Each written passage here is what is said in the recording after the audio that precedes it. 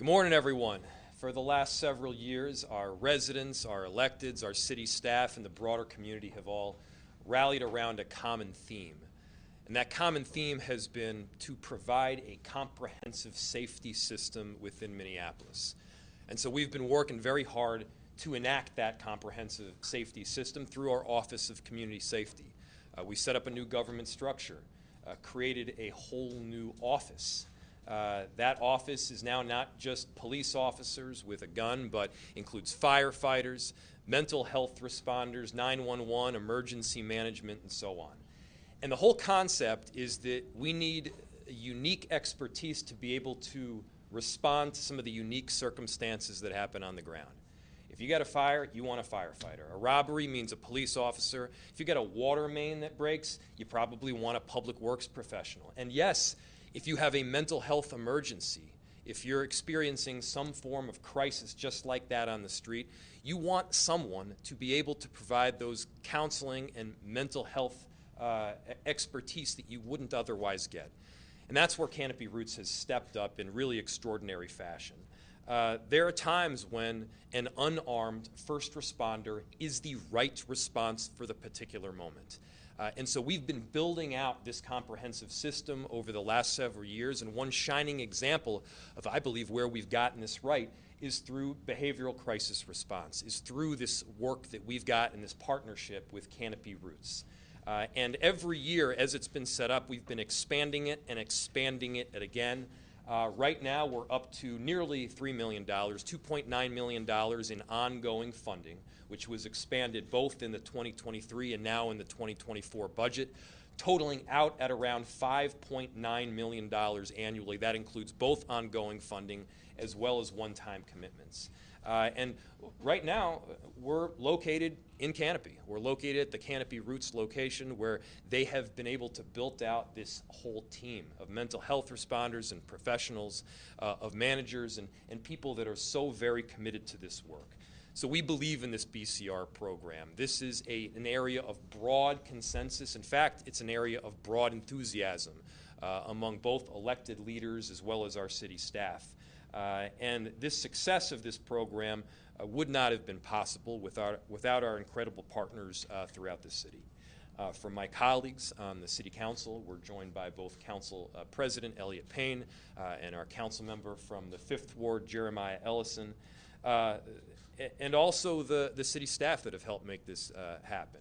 Our director of neighborhood of the neighborhood safety team in Luana and Nelson Brown, our commissioner of community safety in Todd, Barnette.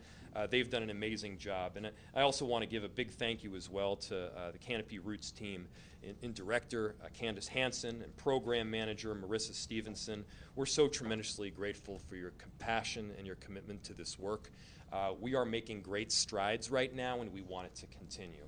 I don't think there's a city in the entire country that has fully rolled out a comprehensive safety system where no matter what the 911 response, we've got the specific skill set that's ready to go. We're trying to do that here in Minneapolis. Is it taking time? Sure. But we're seeing some great successes, and those successes can be celebrated. So with that, I'd like to turn it over to our Council President, Elliott Payne, who's been a champion of this program from the very beginning. In fact, even before he was a council member, working on the OPI team back at staff. So, Council President Elliott Payne. Thank you, Mayor Frey. My name is Elliott Payne. I'm the Minneapolis City Council President, and as the Mayor said, I actually was working on the team that helped launch BCR before I ran for office, and it really has been a transformational new service that the city provides.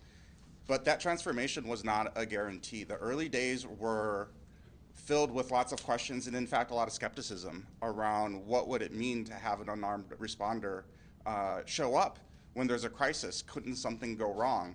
And so we pushed and we pushed, and we took this leap of faith around this really foundational idea around what does it mean to be safe in the city of Minneapolis, and what does it mean to deliver equitable services for every single resident of our city. And I'm really proud to say that BCR has proven this model out. It is the beginning of a foundation of an entire new way of thinking about safety in our city. And I couldn't be prouder of the work of the behavioral crisis response team. I couldn't be prouder of the work of Canopy Roots as a really just culturally competent organization that recognizes the unique challenges of people in crisis and knows how to bring empathy to those types of scenarios. And I can be prouder of my former teammates in the Office of Performance and Innovation at that time. Some of us have gone on to elected office because we were so passionate about this work. Other of us are now here with me in the room at Canopy Roots because they're so passionate about this work. It took all of us coming together and recognizing that there is a better way to show up for our community. And one of the proudest things that I have about our behavioral crisis response is that in the wake of the murder of George Floyd, people were scared to call 911 because they didn't want somebody in crisis to be at risk of a police-involved shooting, and they didn't want to have it heavy on their soul that they may have caused that. Now I can go out to my community and proudly say, the very first thing you should do is call 911. It's our job as the city to make sure that we have the right service provider for you. Your job is to make sure that we know that there's a crisis happening. And I'm proud to say that we've delivered on that promise, that no matter what's happening in the city, you can call 911 and get the right help that you need. This is only the beginning, and we need to expand into so many other first responses, and I'm just really proud to have had my little part in shaping this response in our city. And with that, I'm going to hand it off to my colleague, Councilmember Ellison. Thanks for having me here, everyone. My name's Jeremiah Ellison. I represent Ward 5, and I was around, at least on the elected side, when we first started thinking about the need for this kind of service in our city. We did this 911 problem nature code study, I think starting back in 2018 or even a little bit before that. And one of the things that we found was that these mental and emotional distress calls were one of the top 5 most time-consuming calls for officers. Not top 5 most dangerous, not the calls that officers felt the most qualified to engage in, but it was still their top 5 most time-consuming calls, right? This told us that this is an urgent service, this is an urgent need, these are emergencies in our community, and we don't have an appropriate response, and I think that was a lot of the impetus of why we leaned into creating this. The program is still in its pilot years, which feels a little bit funny because if you go around, if you talk to officers, if you talk to community members, folks want this to be the status quo here in the city. And so even though it's still just in its pilot year, you're seeing that folks already are already demanding that this be elevated to the same level as police, fire, or EMS. And I think that that's a really important feedback that we're getting from our community. For me, the reason that this is so important, the reason I'm so passionate about this is because, we often have to unfortunately learn things sometimes the hard way in our city, and community members also experienced that. And I remember in 2018, my first year in office, there was the case of Travis Jordan, who his family members called for mental health. He was in need of mental health services. An officer arrived on the scene, was not equipped to handle the situation that got beyond his control, and Travis Jordan ended up being killed. And I thought about who was served in that situation. Certainly not our officer, who was in a situation that he felt getting beyond his control. Certainly not Travis's family, who was the one that wanted to call to get help, and not Travis himself, who was ultimately killed. And I think that that is a big part of why you see a sense of urgency to make sure that we can grow this program and that we can get it to a place where it needs to be. The last thing I want to say is that if the city had tried to start this program from scratch, from the ground up, I think that I don't think we'd be nearly as far as we are in this program and in this service today. We would have had to. We don't have the expertise. We don't have the infrastructure. I don't know that we could hire as quickly as we would need to in order to be up and running. And so BCR, as successful as has been, you cannot talk about the success of BCR without talking about Canopy Roots specifically and the service that they've provided in delivering on this program. And so they did have the expertise. They knew exactly what kind of infrastructure that they needed. They had the buy-in from mental health providers to come and work here. And so I just want to thank the BCR team. I want to thank Canopy Roots. And of course, none of that work would be possible without the leadership of their fearless leader, Marissa Stevenson. So I'd love to invite you up to talk. Thank you, Mayor, Council President Payne, Councilmember Ellison. Good morning. My name is Marissa Stevenson. I'm the program manager of the Minneapolis Behavioral Crisis Response Team at Canopy Roots. We are thrilled to be launching into our third year of BCR service with partnership with the City of Minneapolis. The BCR is directly dispatched by 911 calls to service citywide 24/7. Since December of 2021, we have been assigned and responded to around 20,000 calls via 911 with 0 injuries to service recipients. 80% of these calls were handled independently of other agencies, freeing up police, fire, and EMS to focus on different calls that require their expertise. Over the past 2 years, the BCR has expanded to 24/7 service with additional vans and workforce growth. We currently have 3 vans in operation with 2 more arriving soon. Our mission is to provide unarmed, trauma-informed, and culturally responsive services. This model reflects what the Minneapolis community asked for when envisioning an expanded public safety program. As a licensed mental health professional, I know that Minneapolis is leading the way for implementing behavioral health first response. In a recent federal guidance, the U.S. Department of Justice and the Department of Health and Human Services has made clear that federal law requires that people with behavioral health and other disabilities receive a health response, not a law enforcement response. We are honored to help the city ensure the civil rights of everyone in Minneapolis is protected by providing behavioral health first response services via 911. Looking forward, we are excited to continue to grow and improve this critical service for the City of Minneapolis. In March, we are launching a community advisory board of people who share our vision and are committed to shaping the future of behavioral crisis response.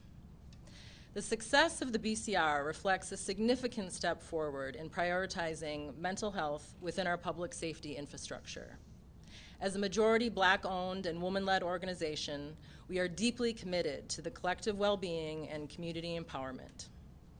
Canopy Roots looks forward to continuing this critical service for the Minneapolis community into 2025 and beyond. Next, I would like to introduce the Community Safety Commissioner, Todd Barnette. Thank you.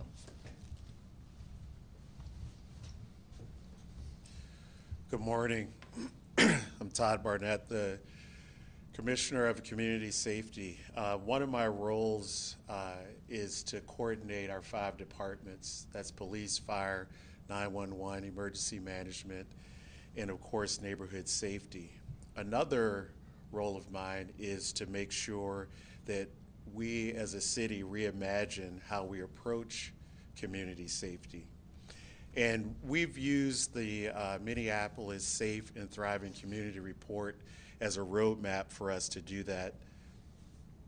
And so when you look at the community safety ecosystem that we're building here in Minneapolis, you'll see that we're trying to provide a unique and equitable approach to incidents that occur here in Minneapolis.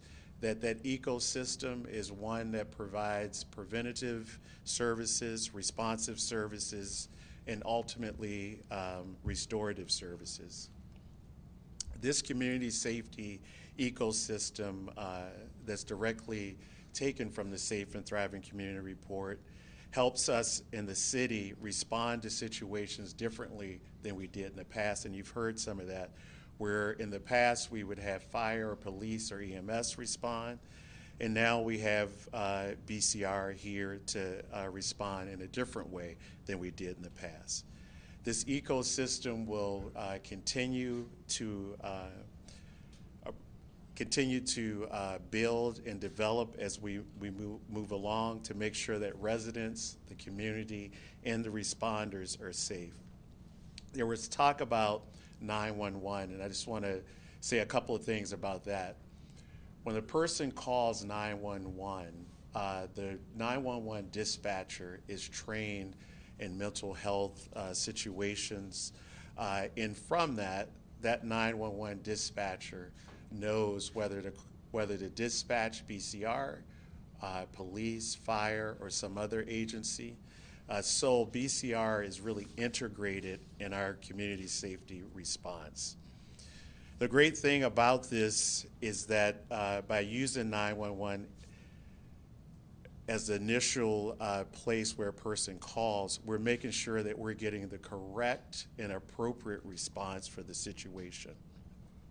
And I think what we found is that again and again, when we come together like this with community, we're finding success, and BCR is an example of that.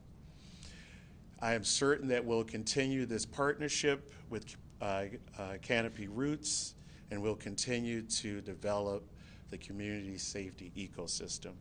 I'll let the Director of Neighborhood Safety, Director Nelson Brown, talk a little bit about what's going on in her department. Thank you. Good morning, and thank you. Thank you, Commissioner, and thank you to all the other speakers as well. Super happy and super proud to be here in front of you today to talk about the amazing partnership that we have with Canopy Roots in our behavioral crisis response. As you heard a little bit earlier from Councilmember Payne, this work began as a movement, and it is now taking its rightful place as a part of our city's community safety initiatives. The work in our department and neighborhood safety department is expansive. It's also inclusive of the full spectrum of safety services and programs, which include not only prevention services, but also response and restoration services.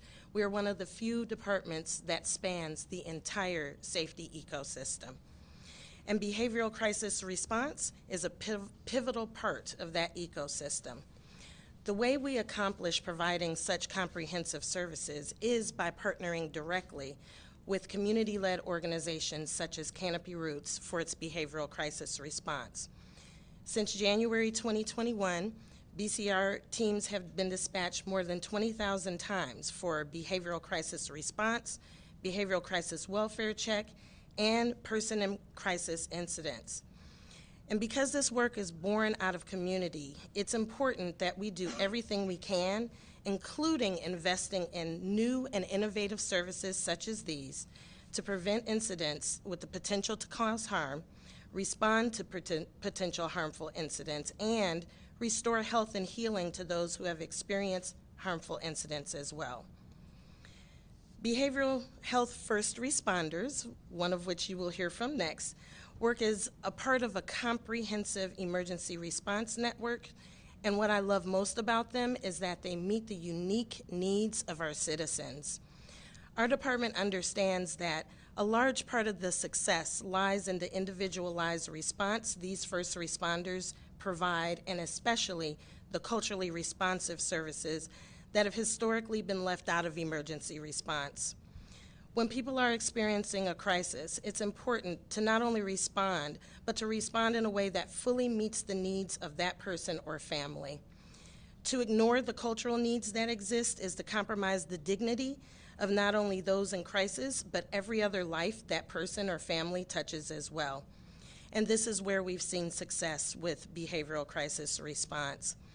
It most certainly lies not only in the individualized nature of that work, but also in the culturally responsive nature of that work, and in the fact that in our partnership, we are intentional in making sure that the dignity of the responders themselves is also maintained. If we can maintain the dignity of each other, then that should go through to our citizens as well, and we need to see that in our response, and I'm honored to say that we do. But I could talk all day about the success of the first responders, but I think you should hear from one yourself. So coming up next is Mike Hamilton, one of the behavioral crisis first responders.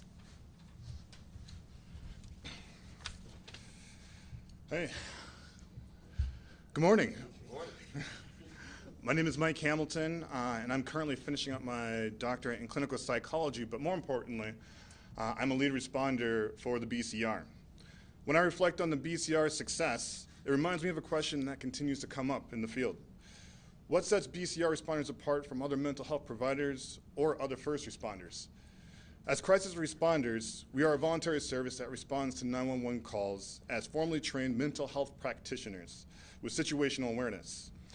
On calls, we work to de-escalate crises through collaboration with recipients to meet their immediate needs, provide brief interventions, and connect them to resources for further stabilization. This can include trauma-informed emotional support, psychoeducation, risk assessment and safety planning, skills training, and other brief interventions. For example, I remember a couple of weeks ago, my partner and I were dispatched by 911 to assist animal control in responding to a caller who believed a dog was in his mattress, causing him distress. I don't know about you, but if I believed something was creeping around my place after I turned off the lights, I would be in distress too. My partner and I arrived at the caller's residence. No lights, no sirens, in identifiable clothing such as I'm wearing right now, per our usual. We made contact with animal control and the caller whom we designated the recipient. After a brief assessment, my partner and I observed that the recipient was experiencing emotional stress due to a persecutory delusion, being that there was a dog after him. And we engaged him in brief intervention and was able to de-escalate the situation successfully. All in all, when a member in our community experiences a situation that breaks their ability to cope, the BCR will be the first to respond with dignity and respect fit for any human being. Now I'm going to pass it back to Mayor Frey and Marissa Stevenson to answer questions. Thank you. Thank you, Mike. As you can see, the level of skill that these responders have is really incredible. Getting his doctorate, a dissertation, and has the ability to respond to some of the circumstances that I think all of the rest of us would just bust entirely. So with that, we'll open it to questions. What did the crisis response look like before Canopy Roots? We didn't have a behavioral crisis response prior to Canopy Roots.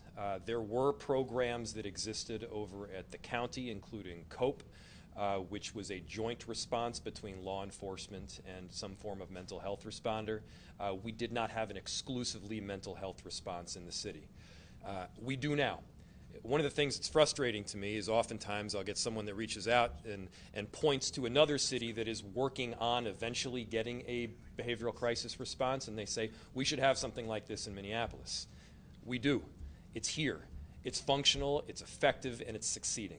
I'm really excited about the work that they're doing. And by the way, it's a program that we can continue to enhance and bolster as the data shows that it's working and we should be expanding. And I imagine this also helps the police shortage that we're seeing here, right? Absolutely it does.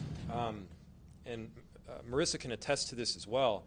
This is a program that is broadly accepted and embraced, not just by residents throughout our city, but also the professionals that are responding themselves in ways that go beyond behavioral crisis. Look, we need police officers. They do a very important job. And I'm also well aware that they are very supportive of this work. Not only does it provide a specific skill set that they don't necessarily have, but it also takes a load off of their work that allows them to respond to some of the more dangerous circumstances in our city. They don't need to be responding to an individual that thinks there's a dog in their mattress, as Mike recently said. They do need to be responding to gunshots.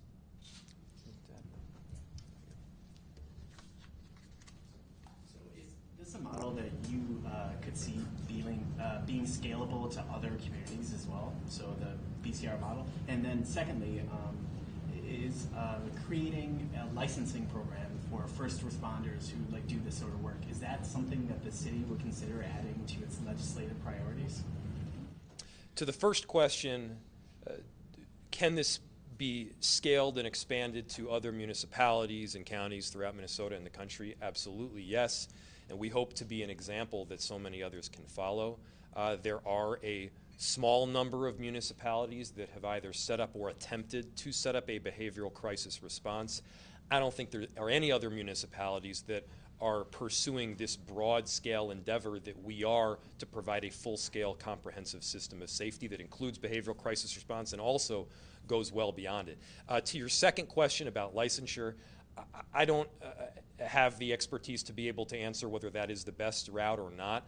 And I don't know if that's something that you want to weigh in on at this time, but it's certainly something that I'm open to if the data reflects and the experts say that that's the right direction.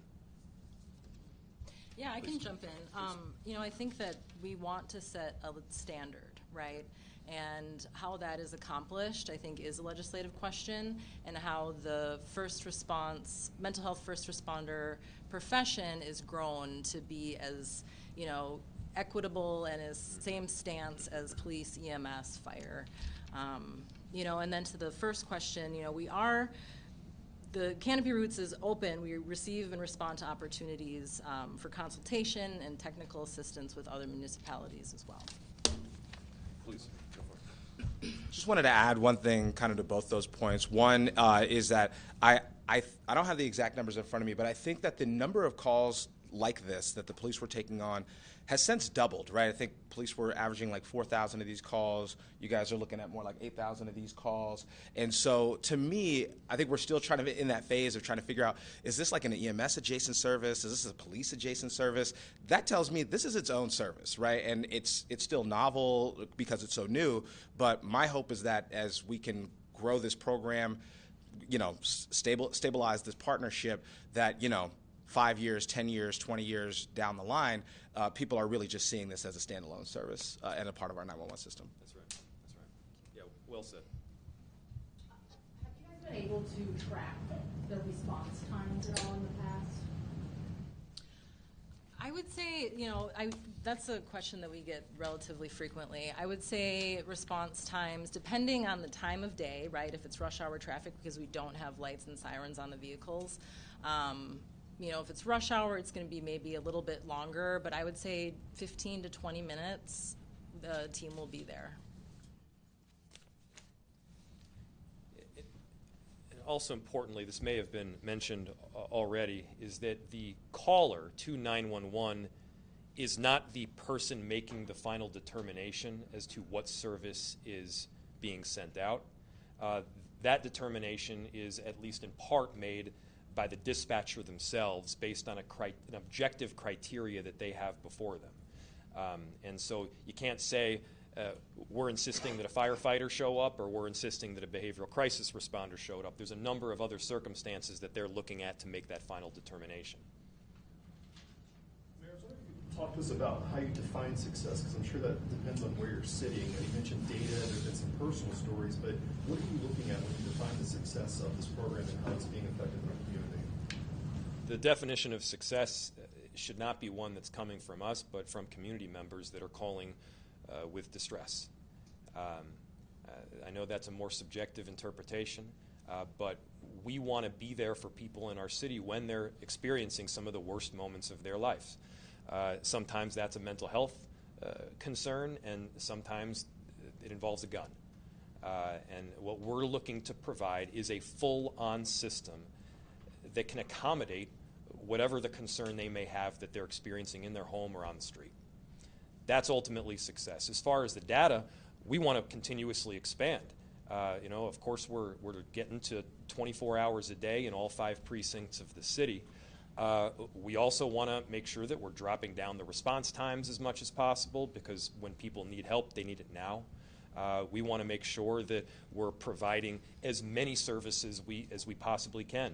I can imagine, and I think we already are, that there are other services that go even beyond behavioral crisis and police and fire. And so we want to set up a boilerplate. We want to set up a system that allows for an adding on of services as we experience what services are needed. What's the size of your team right now, and are you finding that it's adequate to the amount of calls that require this type of service? Yeah, thanks for the question. Right now we have 20 full-time, we have 6 part-time, and then we have 5 casual. So once we get the 2 new vans, we'll be hiring on more responders. But for right now, we are functioning with 3 vans, and they're 24/7. Overnights are 2 vans because we found that the call volume is a little bit less overnight. And are these all volunteers? Is that what I heard? Or paid position? I'm sorry, paid positions? These are paid positions, yes. Any other questions? I do have an off-topic question. question?